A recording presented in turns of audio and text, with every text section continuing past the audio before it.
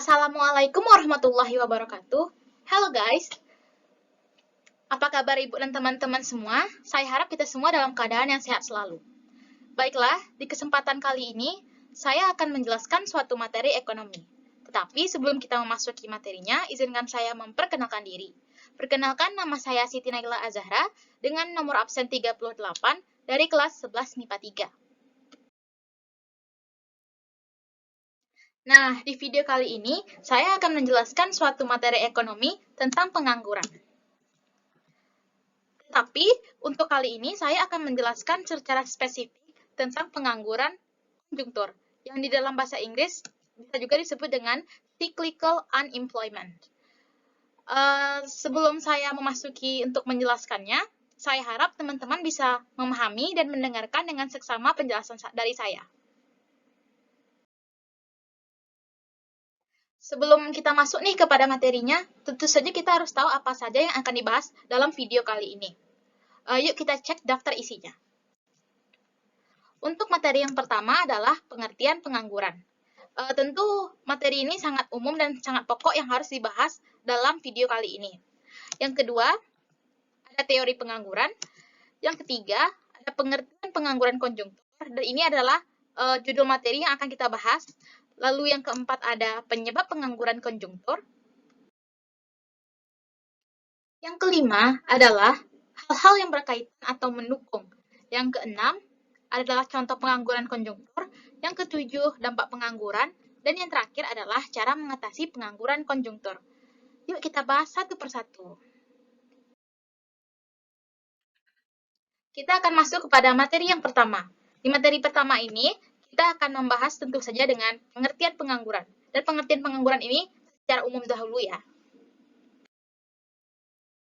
Untuk memasuki keseluruhan dari materi pengangguran ini, pasti dalam pikiran kita akan bertanya-tanya, sebenarnya pengangguran itu apa sih? Sehingga nantinya tidak akan menimbulkan suatu kekepoan atau kebingungan tersendiri yang akan mengganggu pikiran kita. Kita cek apa itu pengangguran. Pengangguran adalah penduduk yang tidak bekerja namun sedang mencari pekerjaan atau sedang mempersiapkan suatu usaha baru atau penduduk yang tidak mencari pekerjaan karena sudah diterima bekerja tetapi belum mulai bekerja. Pengertian ini diambil dari Badan Pusat Statistik atau BPS. Nah, jadi dapat disimpulkan kalau pengangguran itu adalah suatu kondisi di mana seseorang yang termasuk angkatan kerja ingin memperoleh pekerjaan tetapi ia belum mendapatkannya. Pengangguran juga dijadikan istilah yang ditujukan kepada orang-orang yang tidak bekerja sama sekali atau sedang mencarinya. Tetapi nih, kita orang awam atau orang umum pasti menyebut pengangguran itu sebagai orang yang tidak memiliki pekerjaan sama sekali. Nah, itu tadi pengertian dari pengangguran. Mari kita lanjut kepada materi yang kedua. Materi yang kedua yakni teori pengangguran. Teori pengangguran ini pasti kita sudah tahu pasti akan berhubungan dengan ahli-ahli ekonomi yang akan menjabarkan pemikirannya. Yuk kita cek. Teori pengangguran. Jadi teori pengangguran yang pertama adalah teori klasik. Teori klasik dikemukakan oleh Adam Smith. Jadi tentang apa teori klasik ini?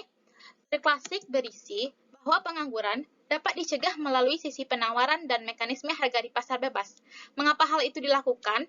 Hal itu dilakukan supaya menjamin terciptanya suatu permintaan yang akan menyerap semua penawaran nantinya. Teori klasik ini juga menyatakan bahwa pengangguran itu disebabkan oleh adanya misalokasi sumber daya yang terbatas, tetapi nantinya juga akan dapat diatasi dengan mekanisme harga. Yang kedua adalah teori Keynes. Teori Keynes dikemukakan oleh John Maynard Keynes. Jadi teori Keynes ini mengatakan hal yang berlawanan dengan teori klasik. Keynes menyatakan bahwa penyebab pengangguran sesungguhnya itu adalah dari rendahnya permintaan agregat, sehingga terhambatnya suatu pertumbuhan ekonomi itu bukan karena rendahnya produksi, tetapi rendahnya faktor konsumsi. Dan hal ini tidak dapat dilimpahkan kepada mekanisme pasar bebas. Nah, hal inilah yang menjadi poin yang berlawanan dengan teori klasik tadi. Teori yang ketiga adalah teori Malthus. Teori Malthus dikemukakan oleh Thomas Robert Malthus. Ia menyatakan bahwa jumlah penduduk memiliki pengaruh dengan pengangguran. Karena kan jika di suatu negara memiliki banyak penduduk akan mengakibatkan angkatan kerjanya juga berlebih. Di sisi lain kita juga tahu lowongan kerja atau kesempatan kerja itu sangat terbatas, sehingga akan menimbulkan masalah pengangguran tersebut. Dan teori yang terakhir adalah teori nomarsian. Teori nomarsian dikemukakan oleh Karl Marx. Jadi teori nomarsian ini juga bisa disebut dengan teori sosiologi ekonomi nomarsian. Teori ini menyatakan bahwa peralihan tenaga manusia dengan tenaga mesin mengurangi buruh, namun juga meningkatkan pengangguran. Mengapa hal begitu? Karena dengan adanya tenaga mesin, kerap sekali tenaga manusia itu tidak dibutuhkan lagi, sehingga suatu perusahaan akan mengurangi buruh di tempat kerjanya, sehingga buruh itu bisa jadi menjadi pengangguran nantinya, dan masalah pengangguran akan terus berjalan. Next, materi yang ketiga. Materi yang ketiga ini adalah materi spesifik di materi pengangguran ini yang akan kita bahas, yakni tentang pengangguran konjungtur. Yang pertama tentunya kita akan membahas tentang pengertian pengangguran konjungtur. Yuk kita cek. Jadi, apa ya pengangguran konjungtur itu? Pengangguran konjungtur adalah pengangguran yang berkaitan dengan naik atau turunnya kegiatan perekonomian suatu negara. Pengangguran konjungtur biasa juga disebut dengan pengangguran siklis. Dalam bahasa Inggris disebut dengan cyclical unemployment. Maksudnya, pengangguran konjungtur itu disebabkan karena adanya perubahan gelombang naik turunnya ekonomi dari suatu negara tersebut. Nah, dalam hal ini, perubahan ekonomi itu akan berdampak pada proses ekonomi. Karena hal itu juga, pegawai atau pekerja bisa dihentikan atau di-PHK dari perusahaan tersebut karena adanya desakan dari perekonomian. Tetapi perusahaan melakukan hal itu supaya perusahaan tersebut tidak mengalami kerugian nantinya. Nah, jadi itu pengertian dari pengangguran konjungtur. Next, materi yang keempat. Materi keempat ini kita akan membahas tentang penyebab pengangguran konjungtur. Jadi penyebab ini maksudnya adalah hal-hal atau faktor-faktor yang mempengaruhi terjadinya pengangguran konjungtur. Yuk kita lihat. Penyebab pengangguran konjungtur yang pertama yakni adanya resesi ekonomi. Resesi ekonomi bisa juga disebut dengan krisis ekonomi. Jadi krisis ekonomi itu adalah keadaan di mana suatu negara mengalami perekonomian yang menurun secara drastis. Seperti yang disebutkan dalam pengertian bahwa pengangguran konjungtur itu terjadi karena adanya gelombang naik turunnya suatu perekonomian negara. Nah, dari turunnya perekonomian negara ini akan menyebabkan suatu resesi ekonomi atau krisis ekonomi tersebut, sehingga terjadilah pengangguran konjungtur. Penyebab yang kedua dari pengangguran konjungtur adalah berkurangnya permintaan. Nah, pengangguran konjungtur ini ternyata juga merupakan dampak dari permintaan dan penawaran terhadap suatu barang.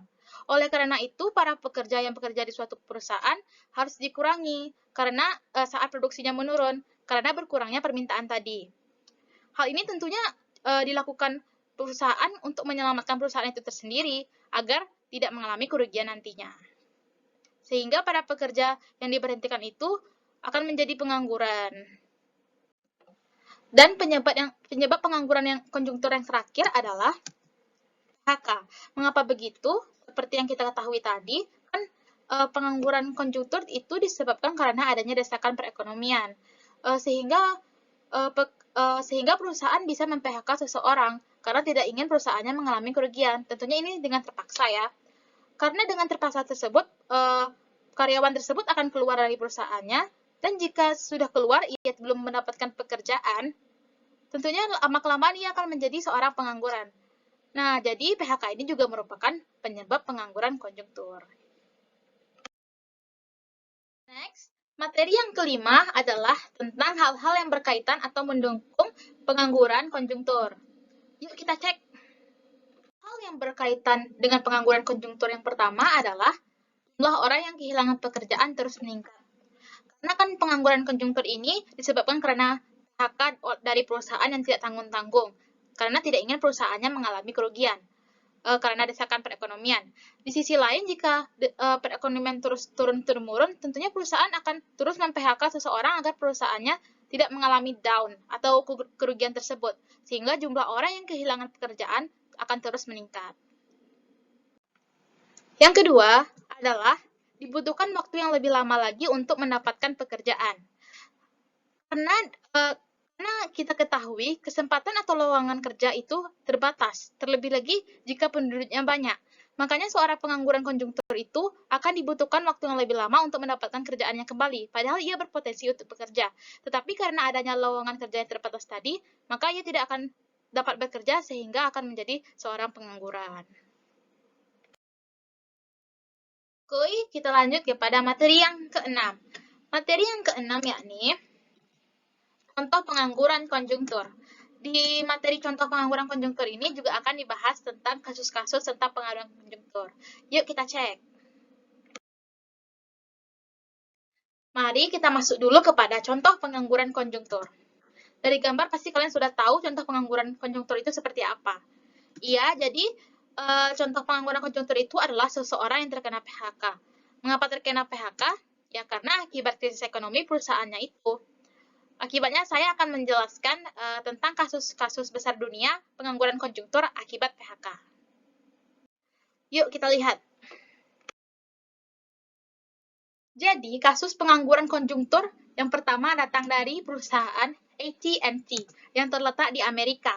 Perusahaan ini bergerak di bidang komunikasi, dan saham perusahaan ini sangat tersebar dan sangat luas. Namun sayangnya, tahun 1996, perusahaan ini mengalami permasalahan ekonomi yang mengakibatkan perusahaan ini mengalami pecahan menjadi 3 bagian, sehingga perusahaan ini terpaksa menghentikan pekerjaan dari karyawannya. Lalu, kasus yang kedua datang dari Bank of America, tentunya terletak di Amerika. Hal ini terjadi pada tahun 2008 dan 2009, di mana kala itu perusahaan ini sangat berpengaruh. Sayangnya akibat permasalahan ekonomi, perusahaan ini terpaksa memecat 30.000 karyawannya. Tentu saja demi menyelamatkan lembaga ini. Hal itu tentu dilakukan di luar kehendak lembaga itu sendiri. Kasus yang ketiga adalah dari perusahaan USPS atau United States Postal Service atau perusahaan yang bergerak dalam pengiriman barang. Bisa juga disebut dengan kantor pos. Perusahaan ini juga mengalami dampak dari permasalahan ekonomi, sehingga perusahaan ini memberhentikan karyawannya sebanyak 156.000 karyawan. Wah, itu pasti jumlah yang sangat banyak ya. Dan kasus yang terakhir datang dari perusahaan IBM atau International Business Machines, merupakan sebuah perusahaan teknologi. Jadi, kasus ini terjadi pada tahun 1993.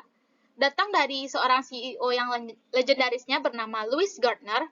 Ia mulai mengurangi karyawannya, sehingga ia mem-PHK karyawan sebanyak 35.000 karyawan. Tetapi akibat ini, kinerja perusahaan IBM ini menjadi lebih baik. Next adalah materi yang ketujuh. Materi ketujuh akan membahas tentang dampak pengangguran.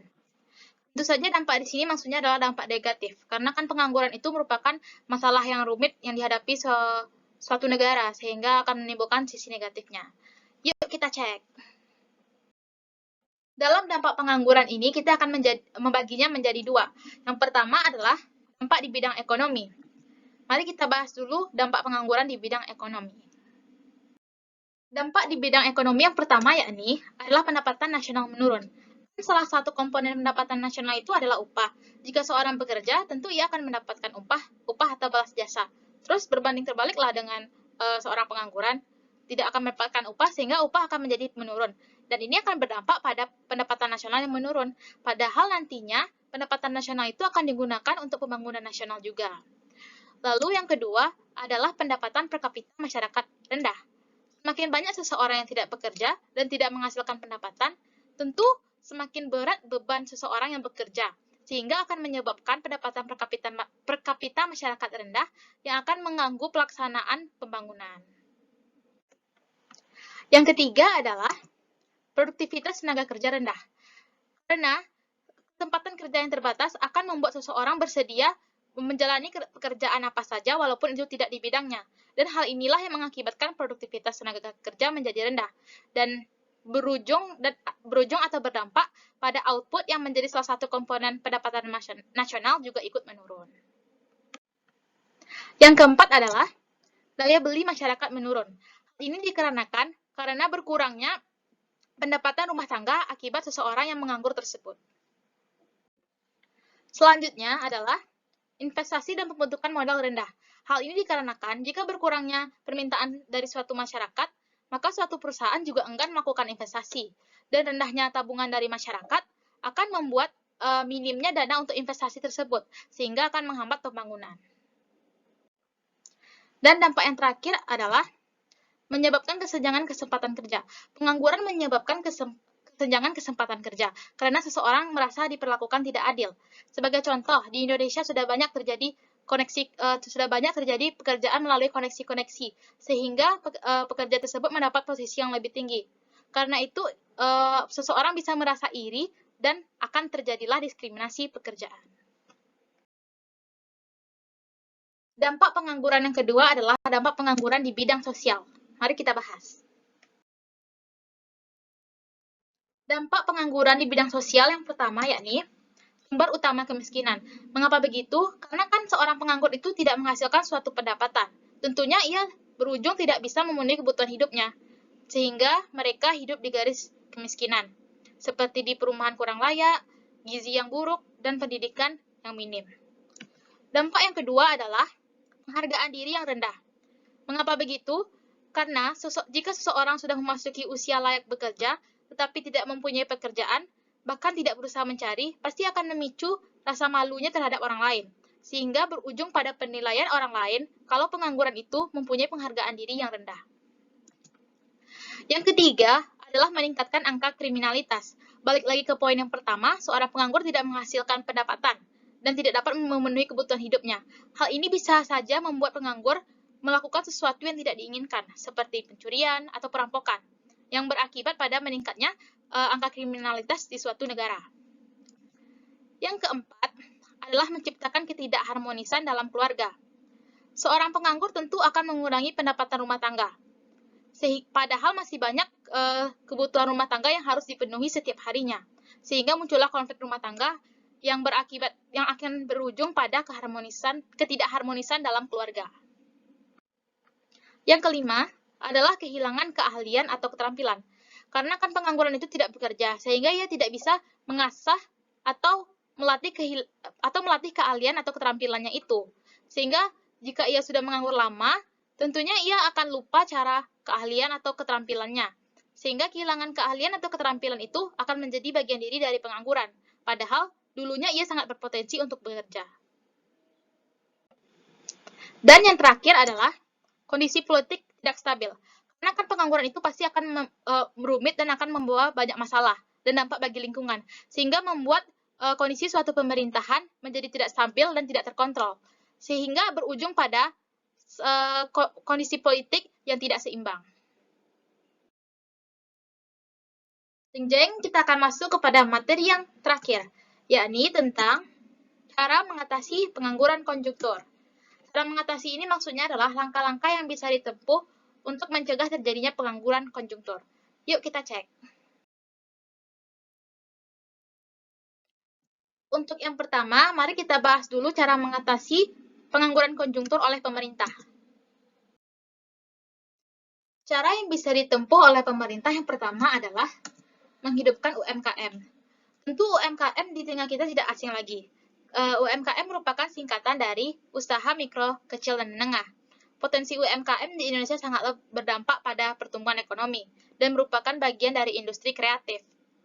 Jika UMKM meningkat, maka peluang terbukanya lapangan kerja juga sangat banyak, sehingga seseorang bisa mendapatkan kerja dan berujung akan meningkatkan suatu pendapatan. Yang kedua adalah meningkatkan investasi. Investasi merupakan bentuk tambahan modal atau suntikan dana segar yang bisa mempercepat pertumbuhan ekonomi, sehingga investasi sangat berpengaruh pada geliat industri pada negeri tersebut. Karena itu, banyak pengusaha yang bisa membuka perusahaan baru atau cabang barunya.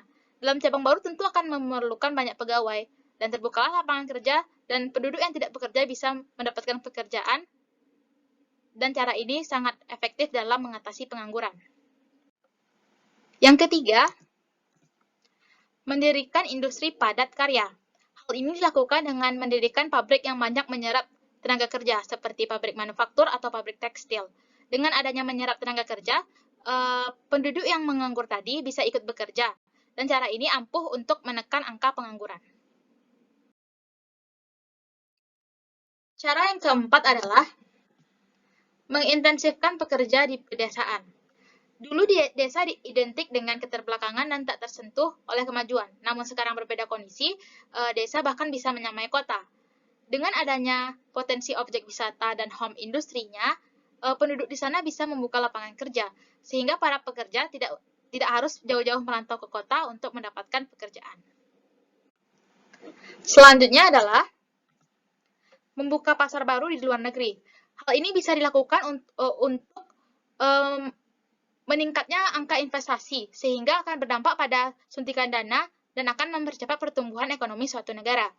Lalu, cara yang terakhir adalah meningkatkan kualitas tenaga kerja.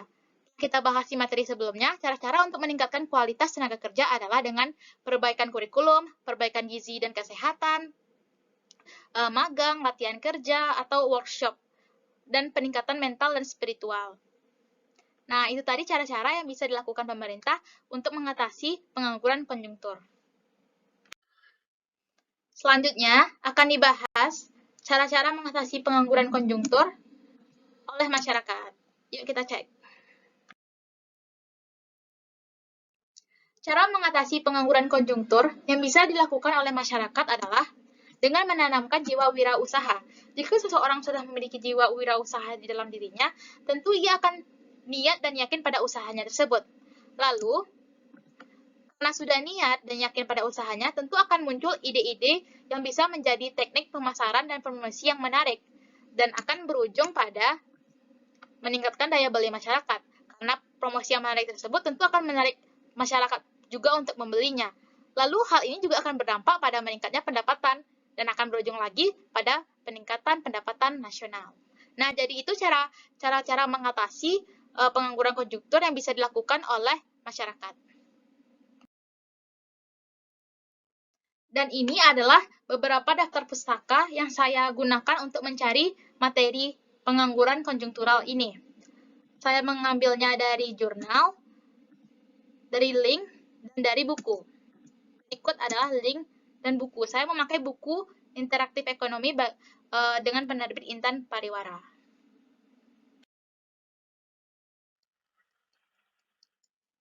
Sekian paparan materi dari saya tentang materi ekonomi, yakni materi pengangguran, lebih spesifiknya materi pengangguran konjungtur.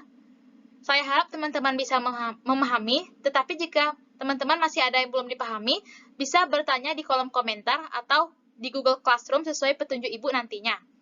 Mohon maaf jika ada kesalahan. Terima kasih atas perhatiannya. Assalamualaikum warahmatullahi wabarakatuh.